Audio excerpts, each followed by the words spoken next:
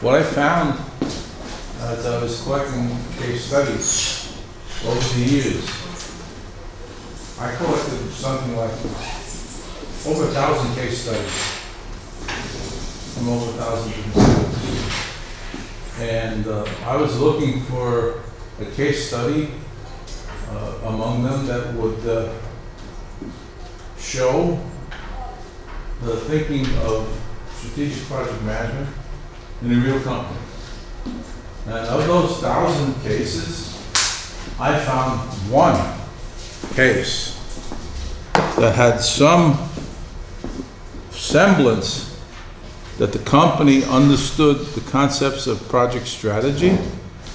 So what I did was I took that case study and I made it into a slideshow to try to show an example of how a company can actually put the ideas of project strategy into execution in a project, a real project.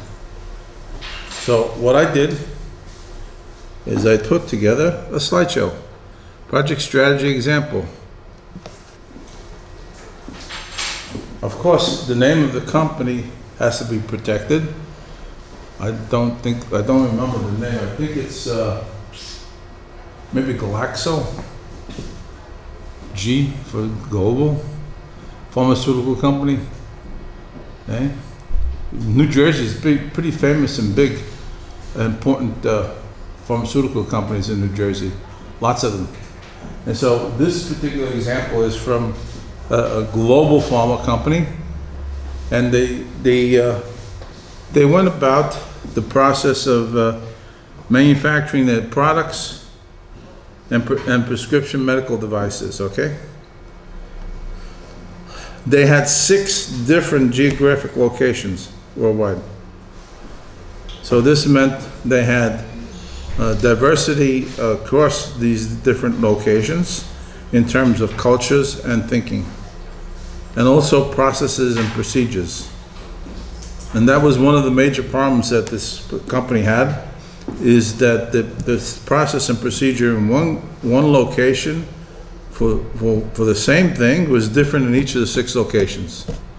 So that if you were working in one location and you went to transfer to another location, what you're finding that you're not able to reuse the processes and procedures that you learned in the previous location, even though it's the same process and procedure, because it's different in each different location because of the cultural differences and the way the company was brought together piece by piece, location by location.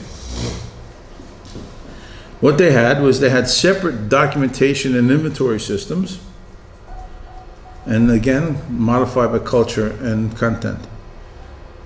And this frequently resulted in excess inventory, waste, and increased disposal costs for their materials. Waste, money, out the door. And this is not a small company. We're talking about hundreds of thousands, maybe even millions of dollars each day, each year going out the door, being thrown away.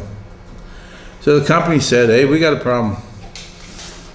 The other problem they had too was, before they got involved with this particular idea, is the industry, the global pharma industry at the time that this case study took place was going through major contraction.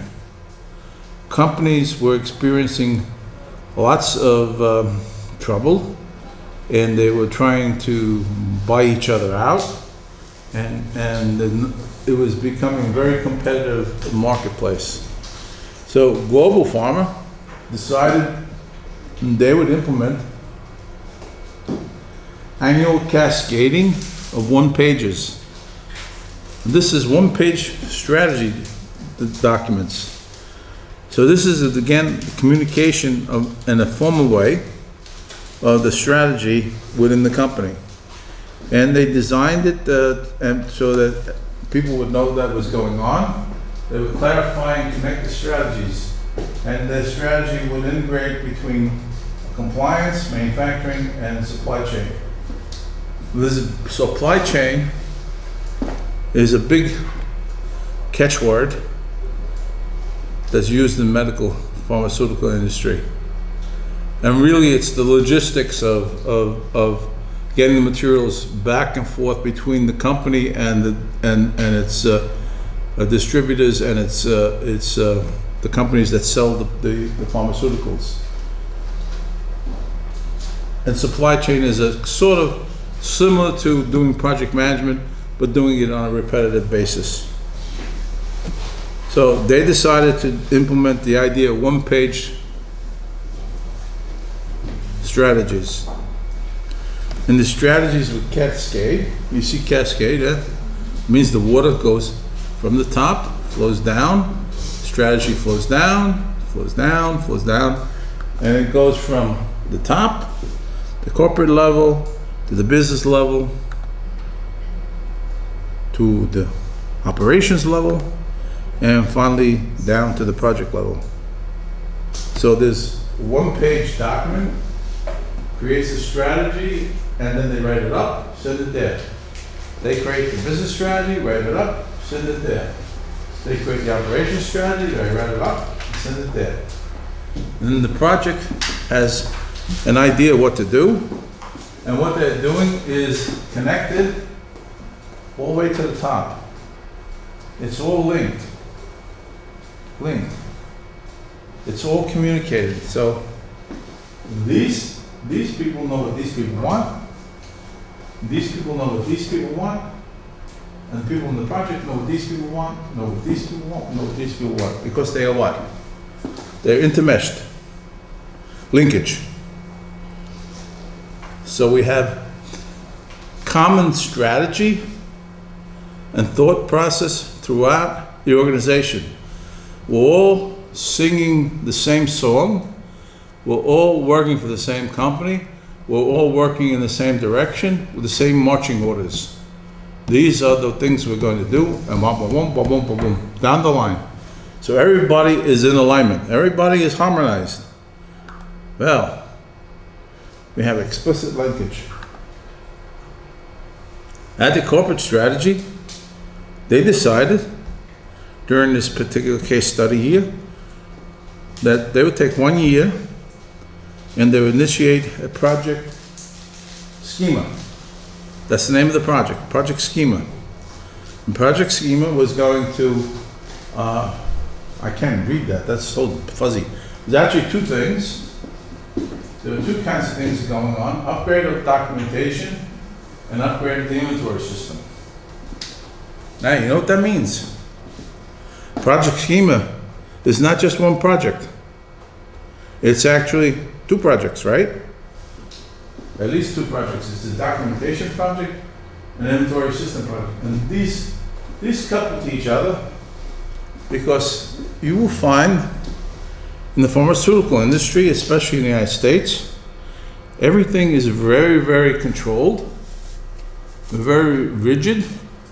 All the reporting has to be precise because people in the United States want to know where are the drugs coming from. Are they manufactured by real people in real plants to high quality standards? So there's something called the FDA, Federal Drug Administration, which imposes strict rules and regulations on the drug industry, strict reporting requirements. And so part of the idea of the documentation is to make sure that the FDA gets correct paperwork that's necessary for the drug company to stay in business. Because if the FDA finds out you're messing up and you're not following the FDA rules, we're going to shut you down. We're going to stop you from manufacturing those pills that you keep on generating. So if you're making Viagra, guess what? You're not making Viagra anymore because that's not high enough standard. We're shutting down the plant. You're going to not make millions and millions of dollars anymore. So we're closing you down.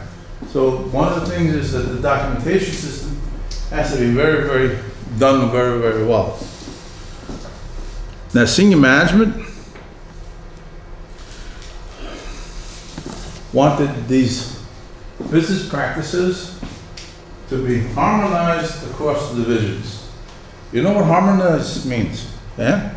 Again, we have different divisions. They were doing the same thing differently. And the senior management is saying, not differently anymore. We have one process, one procedure for this within every one of the divisions. For this other process and procedure, same thing, only one process in every one of the divisions. We all have to be able to work in any of the divisions with the same process. So if I have this process, I'm doing it here, and I move over here, in another division, I should be able to what? Pick up and do my job there very quickly because I'm doing the same process. And harmonizing means that everybody is singing the same tune. Right? Singing the same tune. So they're orchestrating management that this will be done. Notice the last piece of the bullet points here, which is one of the key elements that was in the case study. Higher management decreed that we will be very aggressive about this. This is our what? Preeminent, most important project we're undertaking in the company. Hey, all you guys and people, you gals, this is the marching order for the company. This is the way we're going to do it. And we're going to do it, and we're going to get it done within 1 year. That's aggressive.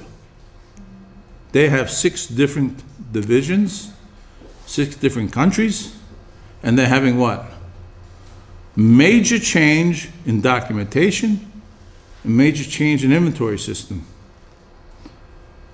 And that is huge, because the company is huge. A lot of people are going to be affected. So down to the business level comes the paper, the one-page document, and they find out, hey, we can do this, but our schedule is not a year. Our schedule is what? 21 months. So the business unit is being aggressive, but also realistic. They realize they have much work to do, and of course the various divisions, and it's going to take time. Also, look at the size of this budget for this project. $40 million. What can you do with $40 million? What do you do? Hey, what does this company do with $40 million? That's, in the drug company environment, that's like a little drop of water in their budget. These are billion-dollar companies. And $40 million sounds like a lot of money to you, but in a drug company, not so much. But it's a nice piece of change, and if I were the project manager, I'd be happy to have a $40 million budget. Hey, how many people I can hire? How much work I can get done? But you find that you're trying to do it over 6 locations. You're trying to do it through various different applications, documentation applications, inventory applications. It's going to mean people, it's going to mean equipment, it's going to mean software, all kinds of changes, a lot of travel because of the different locations, and a lot of communications, meetings. And what do we have at the bottom line? We have the project deliverables. One of the important choices was made that when we go out and do the project, we're not going to build the project deliverables from scratch. We're not going to build it in-house. What we're going to do is we're going to go outside into the marketplace, and we're going to look at different vendors who have documentation products, people that have inventory products, and we're saying, hey, are you doing documentation for the drug industry? Are you doing inventory for the drug industry? Let me see your products. Let me select from your products the ones that I want to bring into my company. So this is called off the shelf. In other words, the products exist. There is no development required to create the software. There's no development required to create the documentation or the inventory systems.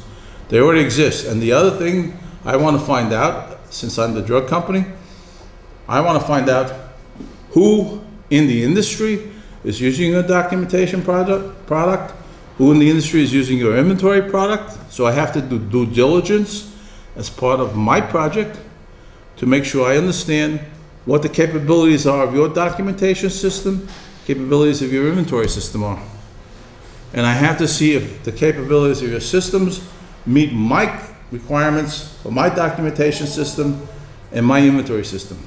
And then I want to go and I want to talk to your users, the people that are currently using your products, and I want to make sure that I understand that they are happy with your products. So again, part of my project here is due diligence, to go out and investigate and check to make sure that your products are really doing what you say they're supposed to do in the real world, in the real drug industry, with real companies. And then I will make a decision which documentation product to use, which inventory product to use, and bring them on board. So then it becomes one of me acquiring the knowledge of the documentation system and the inventory system, figuring out how to deploy that knowledge within my 6 different divisions, and to create the project. That is the project. To bring in documentation from a vendor, to bring in inventory systems from a vendor, and to populate them throughout the 6 different divisions. That means probably that every one of my people in every one of my divisions is going to be impacted, because almost everyone in my company is involved with the documentation problem. Almost everyone in my company is involved with the inventory problem.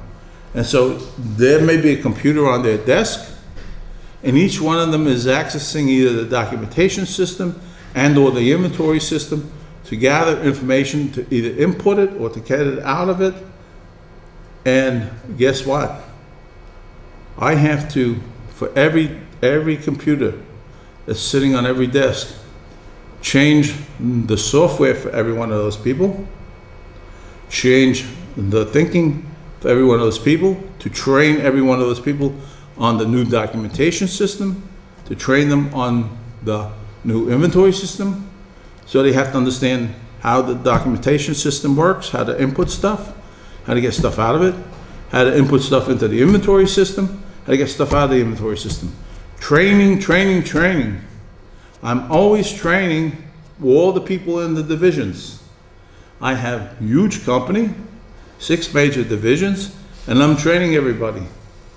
I'm probably training people that don't even know too much about computers anymore, because we're bringing everybody into the computer age now, and there's going to be no more paperwork in some of our divisions that are in, I don't know, quaint countries like, I don't know, I'm not going to say, maybe Poland, I don't know, Serbia, I don't know. But you know, there are some countries, they're not up to the computer. But this company has to be on the computer. Everybody in the company. And so they're going to do a lot of training.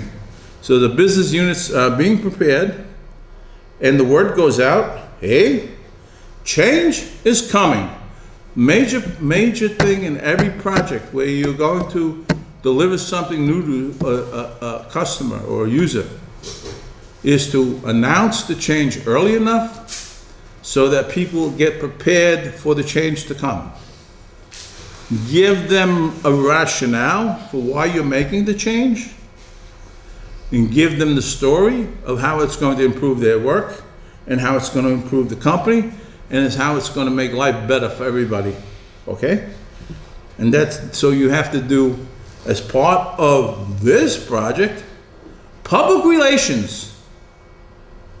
You have to sell the project. You have to sell the fact that people are going to be involved in change.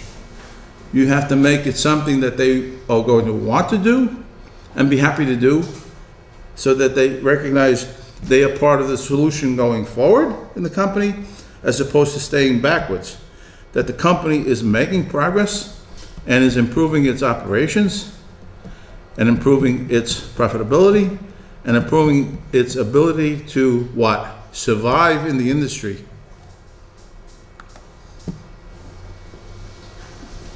So at the operations level, they get the one pager from the business unit and they say, oh, this is great. Now we have some marching orders here. Look, we have over 25,000 documents that we're handling all the time, almost every year. And now we're going to have to what? We're going to make sure all the documents fit the standard forms and get filed in the right place in the database, and people know how to enter the data correctly. Okay? So we got 25,000 documents. Whoa, we have 12,000 items of inventory. You know what items of inventory of drugs are? Okay, we got 600 pounds of salt. We have 700 pounds of, I don't know, talcum. We have all these different things in the chemicals in the inventory. Plus we have things on the medical side, we have devices for hip replacement and stuff like that. We have metal pieces and things. So we have all kinds of things in our warehouse, and we have to keep track of all these 12,000 items. Hey, do you know what you have in your kitchen? Do you have an inventory? Hey, I go to the supermarket, I buy something, I come home, I open the door, and I find out what?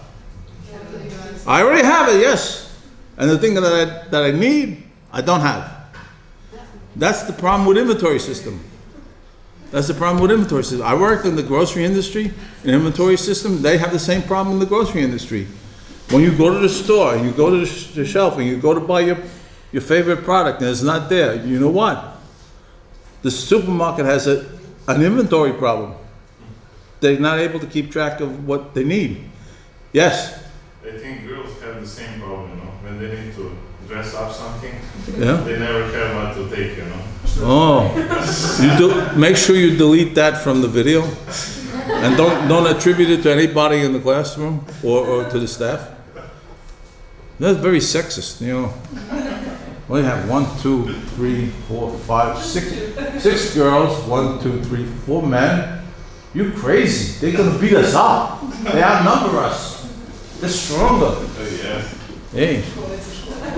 Anyway, we have to keep track of all these items, right? And then we found out that we did an inventory of what we have in operations. We have currently we have hardware and software for each system. Each system being the documentation system and an inventory system. So there's 2 servers for each. Why 2 servers for each?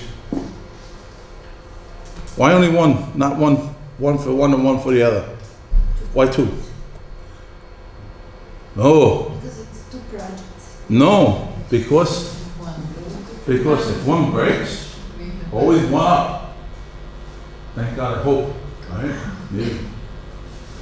But if one breaks, there's always one up. So you always, when you have systems in place that are relied on a daily basis, you need redundancy. So there are at least 2 servers for documentation, 2 for inventory. At least 2, maybe more. They average 1,000 users per site for both systems. There's how many sites? 6, right? There's 6 sites, 1,000 users average. That's 6 times 1,000. They have 6,000 people that are using the systems. They have 6,000 people. They have to train to use the new systems. Hey, look what it takes for me to get 10 people in a room here. Imagine them going to Puerto Rico and saying, we're changing the process. You have 600 people in the plant. We want to train all 600 on the inventory system and on the documentation system. When can you have them come to the classroom? Hey, we don't have a classroom big enough for 600. So what do you have to do? As a project, you phase in the project. You phase in the project, you phase in the training. So you take a certain number of people, group, small group, you got a room that's big enough for them, you train them on the inventory system. Take another group, train them on the inventory system. Till you get all the inventory trained. Then the second week, they come, you have another room for training the same group on the documentation system, right? So you have to have essentially 2 training rooms constantly flowing with people through and through to obtain the training. And then you have to set up a situation where you have training available on e-lab, e-learning, so that when you have new people come on board the company, they go to the e-lab, e-learning, to find out how to use the documentation system, to find out how to use the inventory system. So then there's another piece of the project that the training has to be put on e-learning. And that is part of the job that you need to do by checking out when you bought the product for documentation, you bought the product for inventory from a different vendor, that the vendor supplies e-learning capability. And maybe you should do everybody with e-learning. This way, nobody has to come to the plant, nobody has to take time off from work, that they can do this at night, they can do it on weekend and start learning. And then when they finish each class, they take a test. And if they show their proficiency, they finally get a certificate. Hey, you are certified to use the documentation system. Hey, you are certified to use the inventory system. And then each person gets trained. So, and you have to monitor that process, the training process. So there's a lot of people involved in being trained. Guess what else? We have to make sure that each one of these people, besides being trained, will be able to sit in front of a computer that has access to documentation system and the training system. So this is a huge project. This is not easy. I'm a project manager. I'm going, hey, this is a lot of work. I got a lot of things to do here, huh?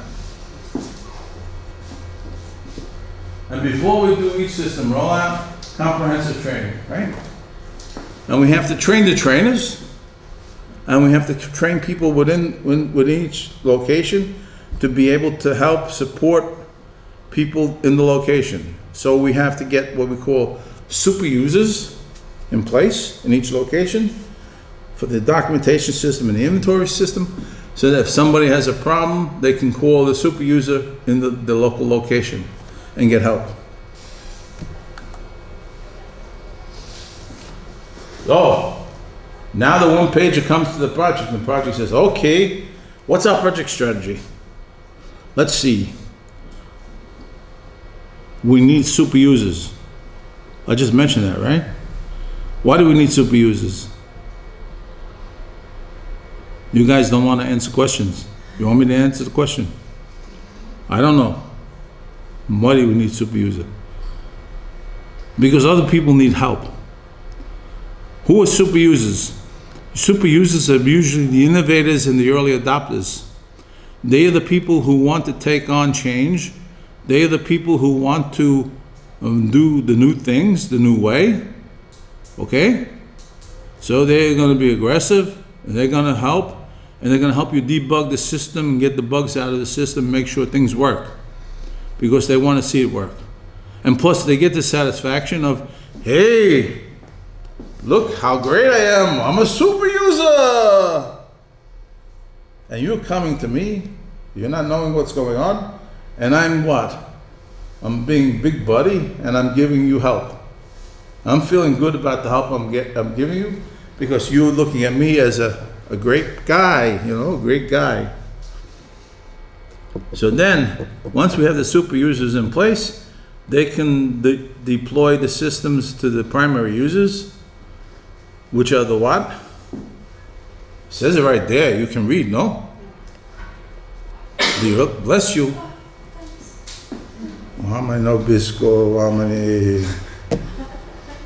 Please keep your germs to yourself. I am already getting enough. I've driven in cars with people that cough. So the early majority and late majority are the major players, yeah? Again, using that population curve we showed, we're going to deploy our change of products, our deliverables, to the early majority and late majority. We want as much users as possible out of these groups. Those are going to be the major backbone of the usage. And then we find that we're going to do a new core product change and new core process change. Does that sound familiar, those words? From Wheelwright and Clark? New core product? Hey, I got this product from Company X, the documentation system. I got this product from Company Y, the inventory system. And guess what?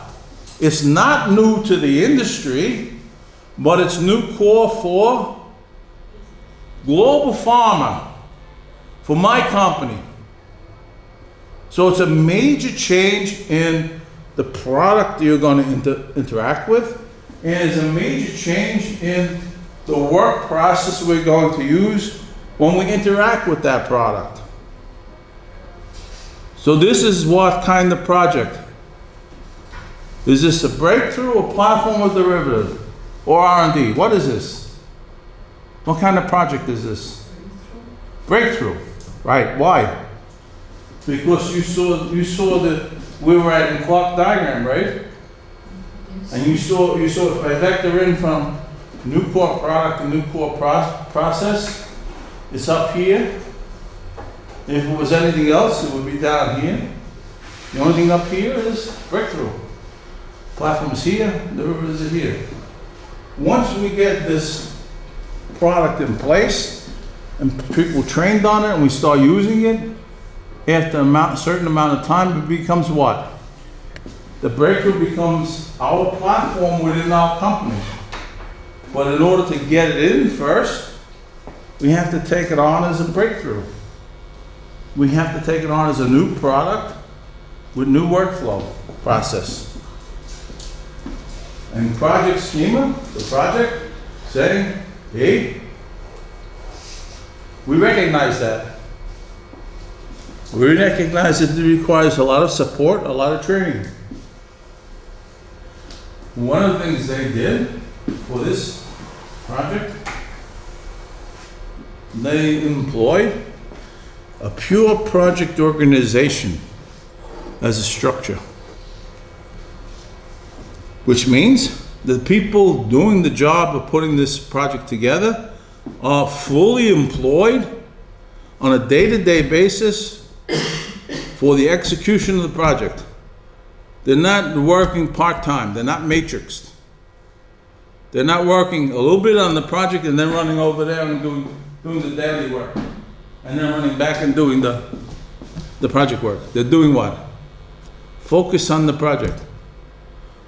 And it's so focused on the project, they had to bring in a number of people from outside to help. So here's their project strategy, some more. Let's read. They hired professional project management contracting firm, a firm that has previous background and history in the pharmaceutical industry.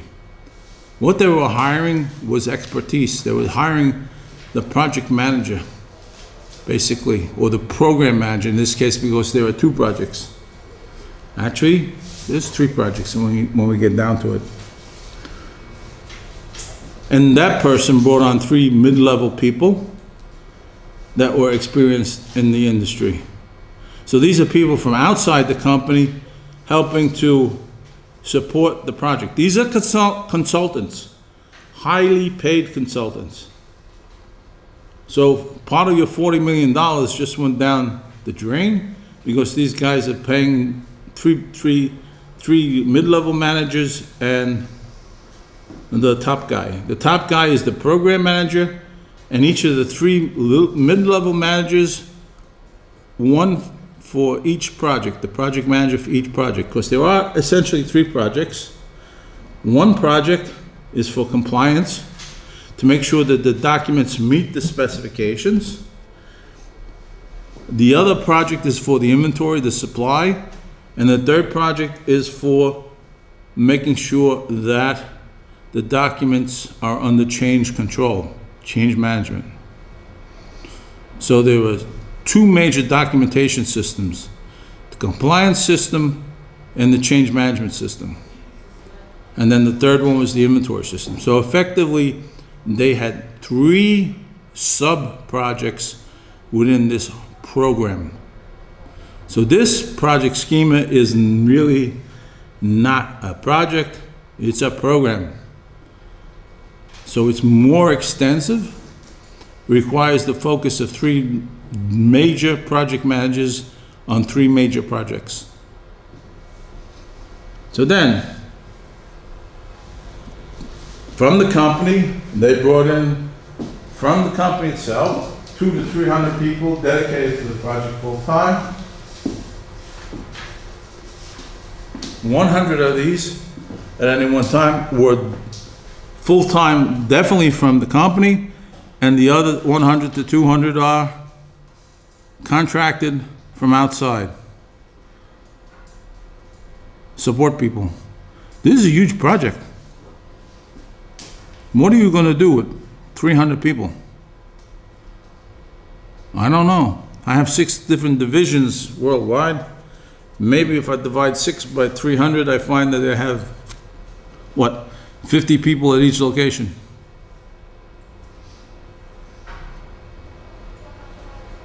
Doesn't sound like a lot when you start to look at the numbers. 50 people at each location, divided among 3 different projects. In terms of these numbers, the groups working on the supply, the inventory, were outnumbered by the people working on the documentation system. So there was more effort being placed on documentation than on inventory. Why? Let me explain the magic word. FDA. Federal Drug Administration. I made it very clear. If you're going to do documentation and you're going to do it in the drug industry, you better do it right. What happens, you spend 5 years developing a new drug, right? And you go for patent. And if you get the patent, FDA gives you a 7-year exclusive right to market that drug. 7 years. You can charge anything you want because nobody else is allowed to make it. After that 7 years, everybody can make it. It becomes generic. Simple, huh? So I spent 5 years working very hard, spending a lot of money on research and development to find the drug that can work. And then I go and I take my documentation, my statistics from my drug sample, my drug tests, and I bring it to the FDA. And the FDA reviews it, says, yes, you have exclusive. Or the FDA reviews it and says, hey, your paperwork is not right. You have to wait. No exclusive. No right to market. So if your paperwork is wrong, you wasted a lot of time right now because now you're losing money. Because the sooner you get your drug to the market, the faster you can sell it, the faster you can make your high profits in those 7 years. If you have to wait and you put back on the list again to come for review again, maybe take another year. So you just lost a year of profit. You crazy. Now, not only did you lose a year of profit, now you got to spend another year of development, R&D, research, and maybe have to go back and redo the samples. It's not good. So this is an important system for a drug company. That's why the emphasis on the drug part of the project.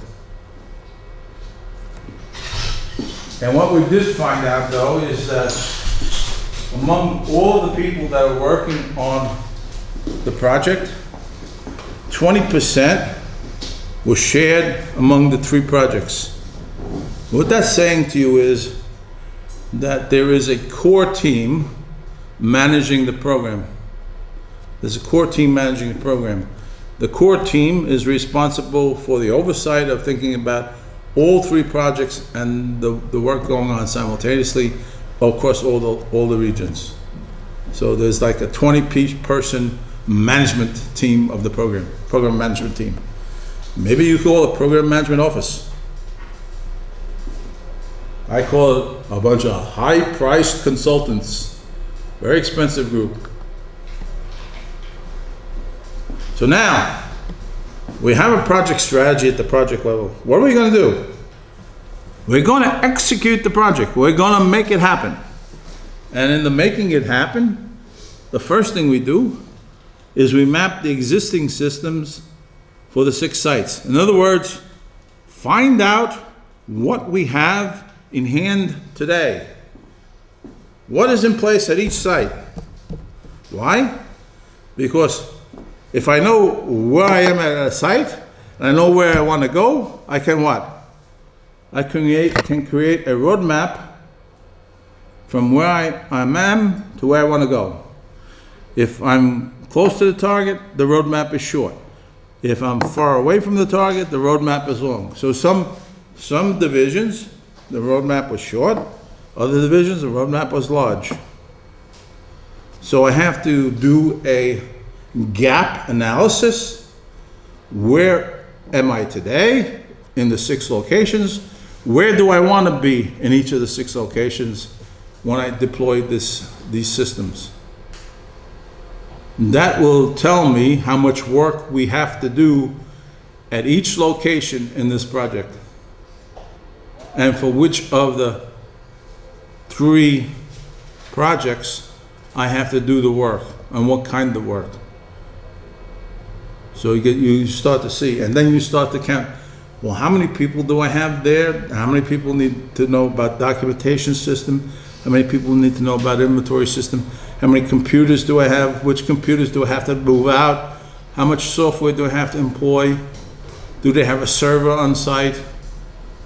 How do I get all of this stuff distributed? All the software, all the training, from location to location. I have to have a list in my mind of all the work I have to do, and that describes my project.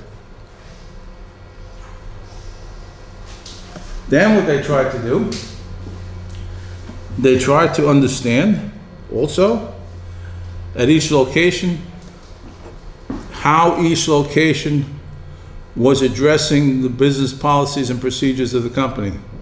So this is policy A in location 1, 2, 3, 4, 5, 6. And guess what?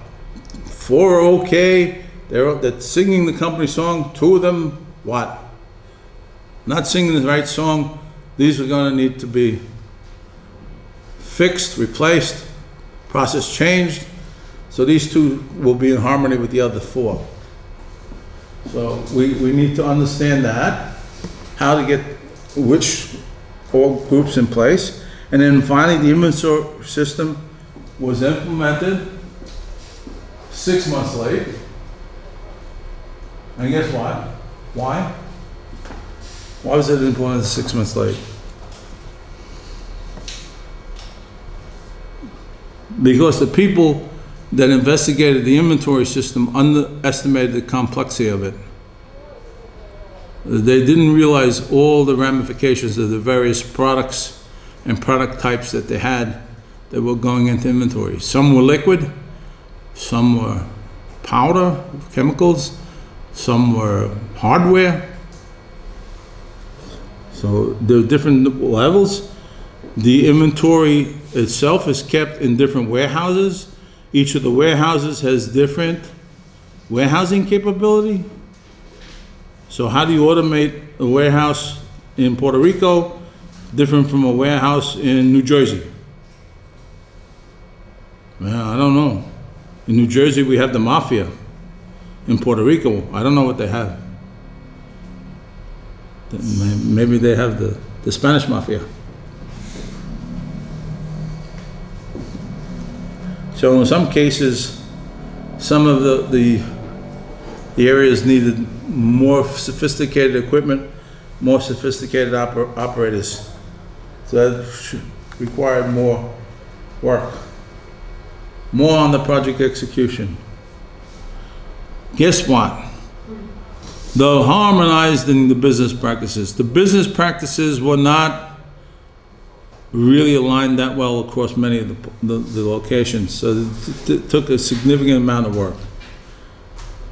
And this is critical for the documentation, but this is also one of the good things that they had come out of the project, that even though they realized this, they started to institute what was called process improvement teams. PIT, process improvement teams, at each location. And the process improvement team would continuously monitor the processes within the particular division. And what they would do then is they would work together as a team to determine how to improve the process. So the workers that were working on the process had input in how to change the process. And this became a regular type of requirement that the process improvement teams meeting on a monthly basis throughout the year, on an ongoing basis, so that they could continuously improve process. This was a major improvement to the company's way of doing business. It became operational for every location, and it became something that they do on a regular basis, not just on the project basis. So they institutionalized a major way of how to bring change into the company.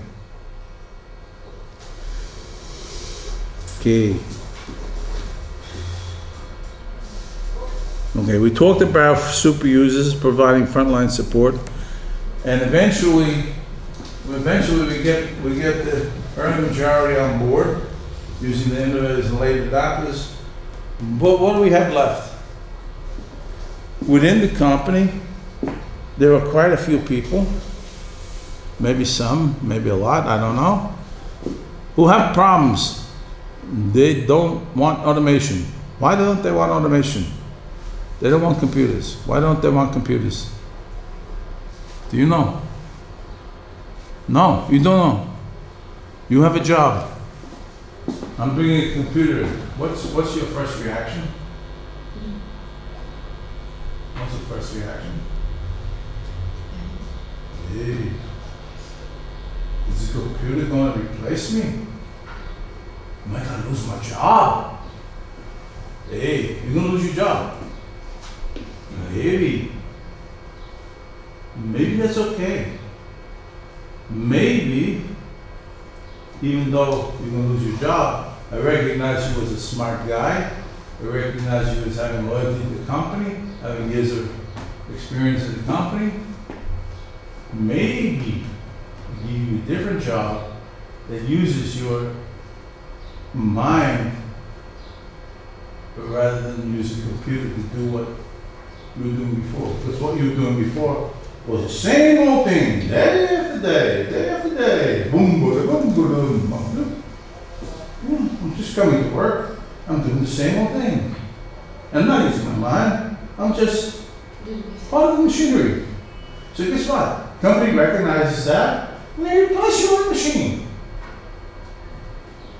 It's okay if the company redeploys you somewhere else in the organization to make better use of your mind and your loyalty and your time in the company. If they don't do that, and then just say, hey, we're replacing you, thank you, goodbye, you say, guess what? You say, it's okay. Because guys, gals, you know how many different jobs I had? I had 18. Every time somebody gets me disturbed, I'm thinking to myself, hey, I'm smart. I have a resume. I have a college degree. I have work experience. I have capability. I'm skilled. I got a job every time, 18 different jobs. Some of them I stayed a long time. Some of them not so long. But what? Each job you change to is a new opportunity. It's an opportunity to grow and move on.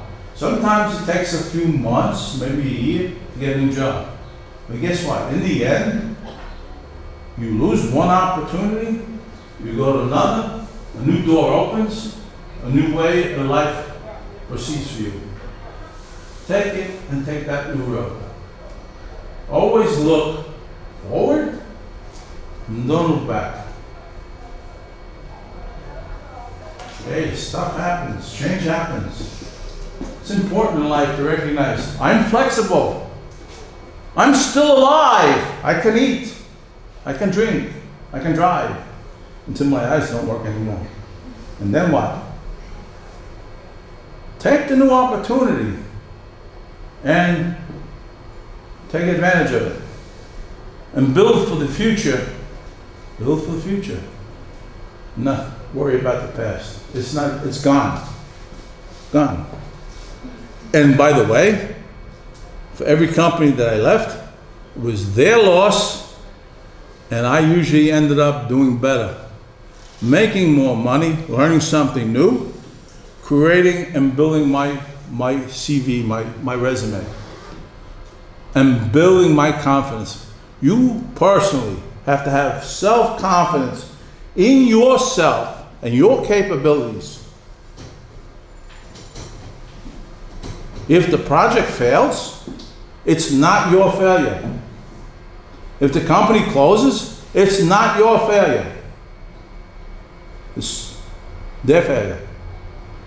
Your failure is not to act and to move forward. That's your failure. Okay. So, every opportunity brings something new on. So these laggards, why are they laggards? Because they're afraid. They're afraid. They're afraid to learn. They're afraid to grow.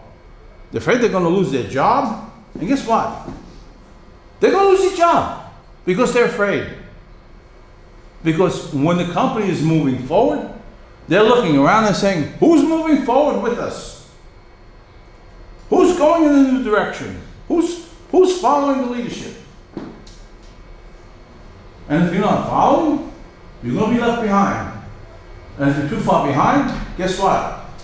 You're out the door. And the company is ready to do that because the company wants to what? The company wants to grow. The company wants to make change. And the company needs to make change because the company, in order for it to survive, has to be in the new market with the new opportunities, with the new products and services. And they need to be there with the people that have the mindset to be part of the new solution, to be part of the new company. And so typically what you will find, eventually, they're dealt with on an individual basis. If they're not coming, they're going. Bye-bye. Sorry. So we executed the project and we said, okay, how are we doing on success dimension 1? Now we've finished the box of the project execution and we're looking at what? Project success. Project success occurs after the project, and we're looking at the first project dimension, which is schedule. How do they do on schedule? Yeah, it took them almost 1 year for the project to be initiated, started. not just executed. Remember, company management said what? Company management said, hey, we're gonna be aggressive, we're gonna do it in 1 year. Well, guess what? It took them 1 year just to get going, to get everybody in place. Okay. So it's good to be aggressive, but also be realistic. So it took them over 3 years to get the results fully implemented. What does that say? An initial time of 21 months, completed 15 months late, 36 months. Then what? How much over schedule? 71% over schedule. Hey, you're the project manager, and the project is 71% over schedule. Do you still have a job? Probably not.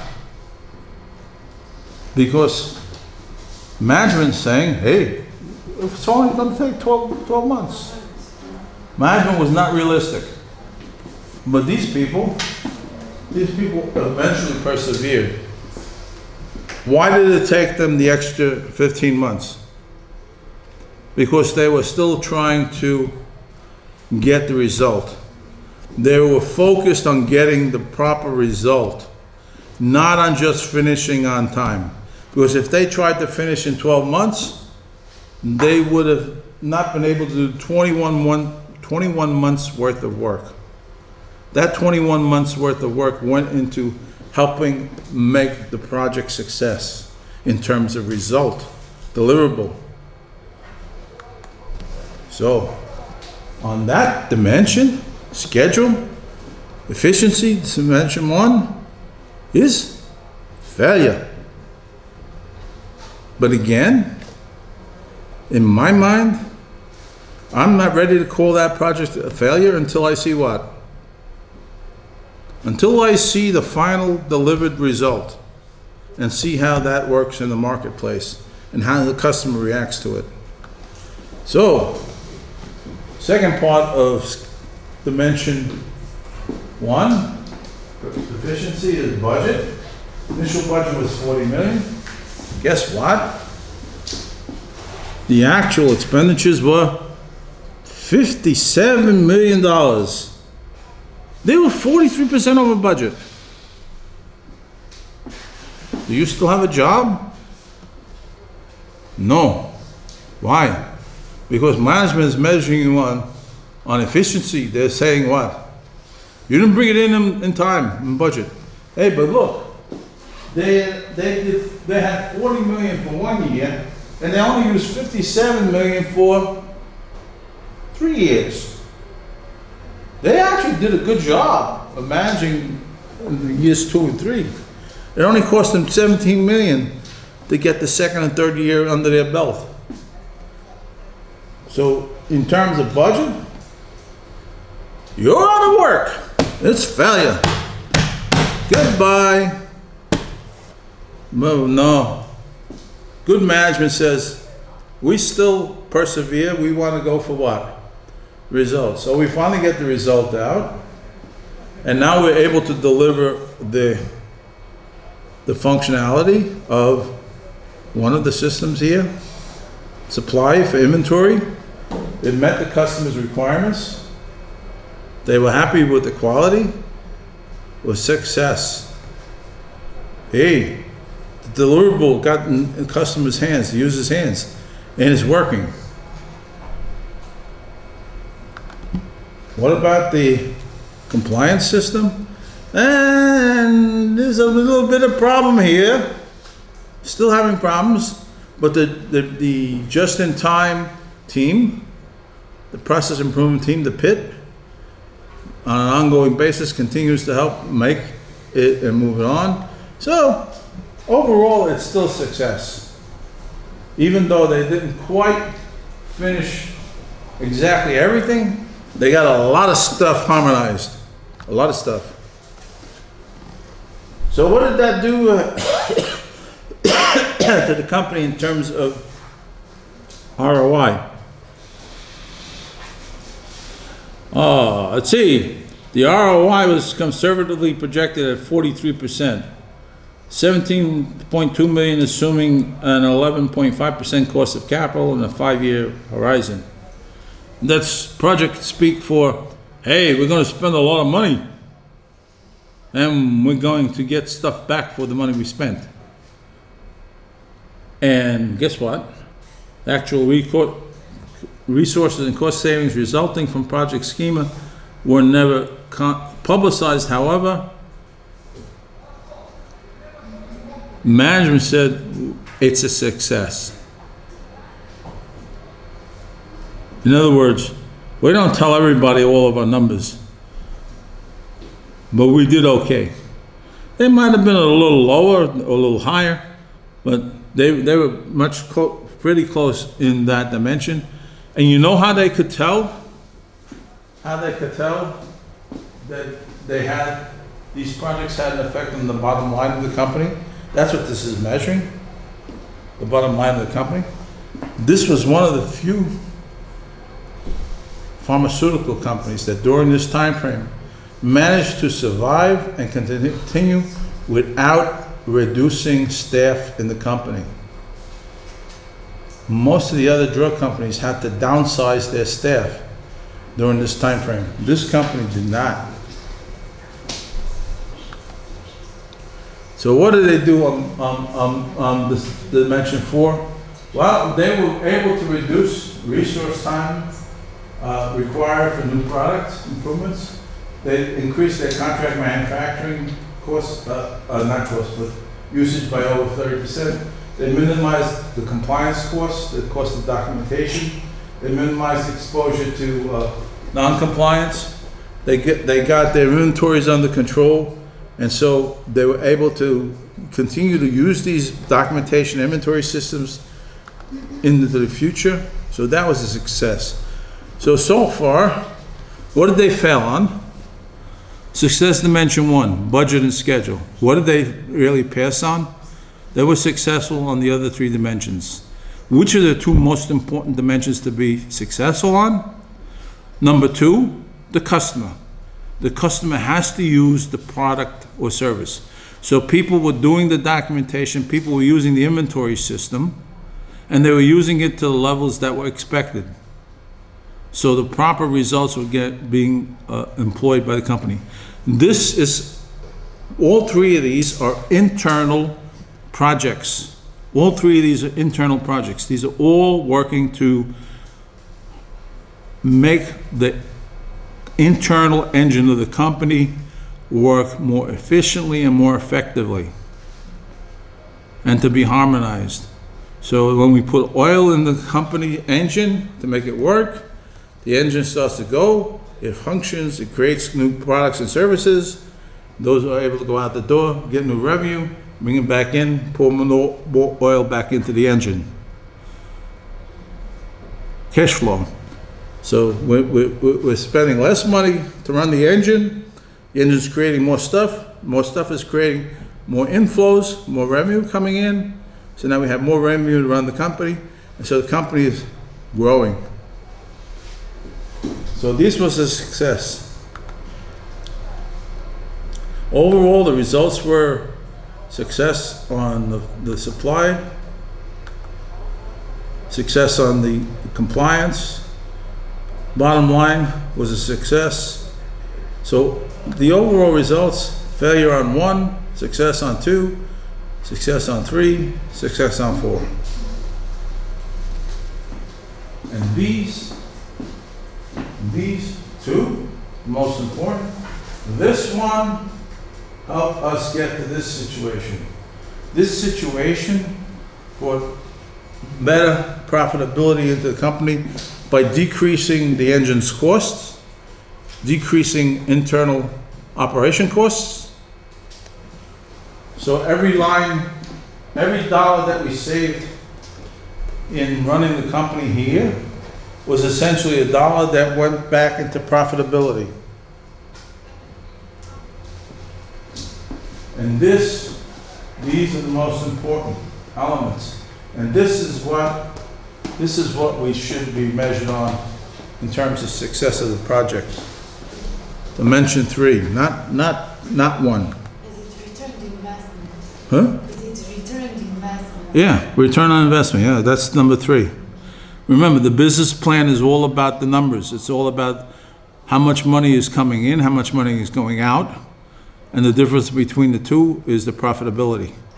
And each company is in the game to make money. I'm not in the game to lose money. Otherwise, I'm not doing the business.